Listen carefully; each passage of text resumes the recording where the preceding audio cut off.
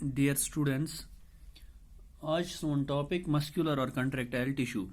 यह second type of animal tissues रात वो गोडनुक type of animal tissue so epithelial tissues today we are going to discuss about muscular और contractile tissues गो वो अमिक जनरल प्रॉपर्टीज क्या यानी मसल सेल्स या मसल फाइबर्स वन जो properties like excitability and conductivity तो muscle cells highly elongated and contractile तो वन muscle fibres in large number of contractile proteinaceous threads वन मायोफाइब्रिल्स तो बेक कंट्रेक्टाइल साइटोप्लाज्म तथ वन सार्कोप्लाज्म अगर जनरल फंक्शन वो मस्कुलर टिश्यू जनरल फंक्शन कि यह कर it helps in the various types of movements and locomotion right वो 3 टाइप्स ऑफ मस्कुलर टिश्यूज गोडनिक गो स्ट्रेटेड मस्कुलर टिश्यू दोयम गो smooth muscular tissue and the third one is cardiac muscular tissues गोडनेथ वो करो गोडनेथ डिस्कस सह गो स्ट्रेटेड मस्कुलर टिश्यूज यानी यह स्ट्रेटेड मस्कुलर टिश्यूज यूजुअली वुचन in limbs tongue abdominal wall pharynx etcetera बे अपर पार्ट्स ऑफ इसोफेगस तो ये शक्ल मज फिगर अत मज the structure of a striated muscular tissue ये स्ट्रेटेड मस्कुलर टिश्यू स्ट्रक्चर वुचान मसल फाइबर्स अरेंज कर इन बंडल्स कॉल्ड फेसिक्यूलाई तो इस अंद कि सार्को लीमा इस अंद मेम्ब्रेन यानी इस कवरिंग अंद प्रत मसल फाइबर लॉन्ग बे सिलेंड्रिकल अनब्रांचड तो बे मल्टी न्यूक्लिएटेड ये वो वुचित आमत हावन अक खुद ज्यादा न्यूक्लियस न्यूक्लियस गो यह मल्टी न्यूक्लिएटेड प्रत मायोफाइब्रिल मसल फाइबर अत बैंड आल्टरनेटिंग बैंड्स कि ये पे बैंड रख हिश डॉट डॉट बे मज light bands Aman one dark bands and light bands कि नम गए डार्क बैंड्स तो मज जाय यम लाइट बैंड्स अलबत्ता प्रत ये वो बन कन दोन या वो जन डार्क बैंड्स इन दरमियान लाइन अत वन हेंसेंस लाइन या एच लाइन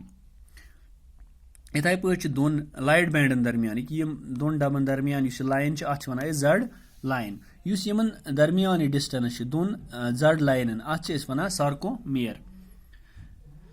राइट तो बे चूंकि यह स्ट्रिप्ड मसल यानी अत मज लाइट बैंड्स मज डार्क बैंड तवे वन अत स्ट्रेटेड मस्कुलर फाइबर्स या स्ट्रेटेड मस्कुलर टिश्यूज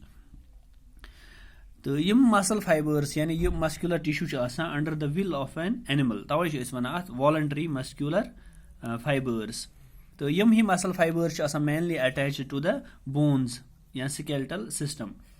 तो यम कर कंट्रैक्ट रैपिडली मगर but for a short period of time क्या थकान जल्दी under फैट्यूग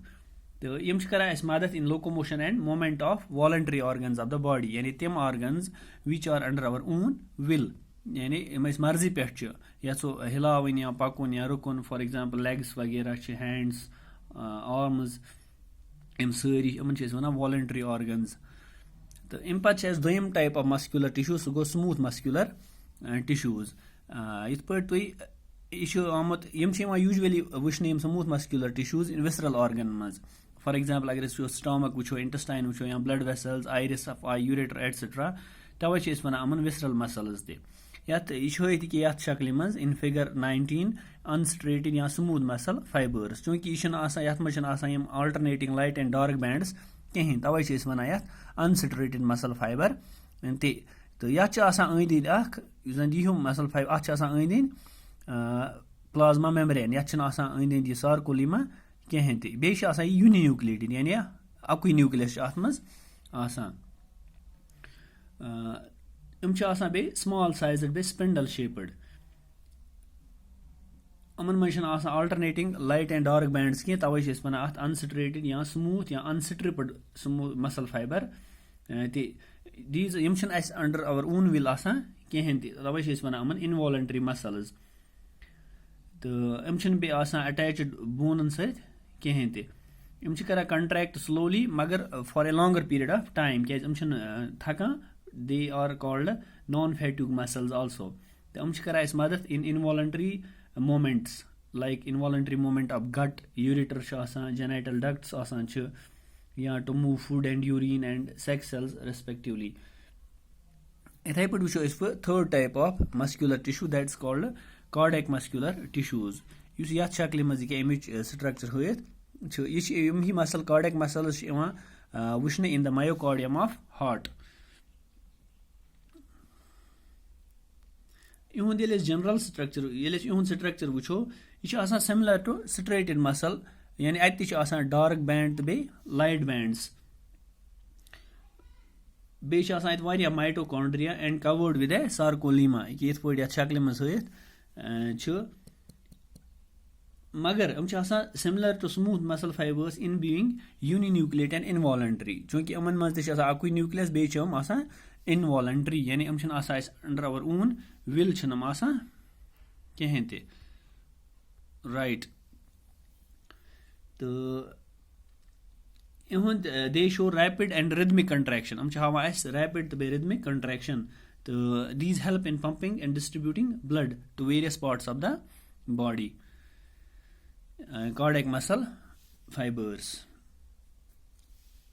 This was the third type of muscular tissues. Right, that's all for muscular tissues. And next, ath manz wuchhun pat beyak type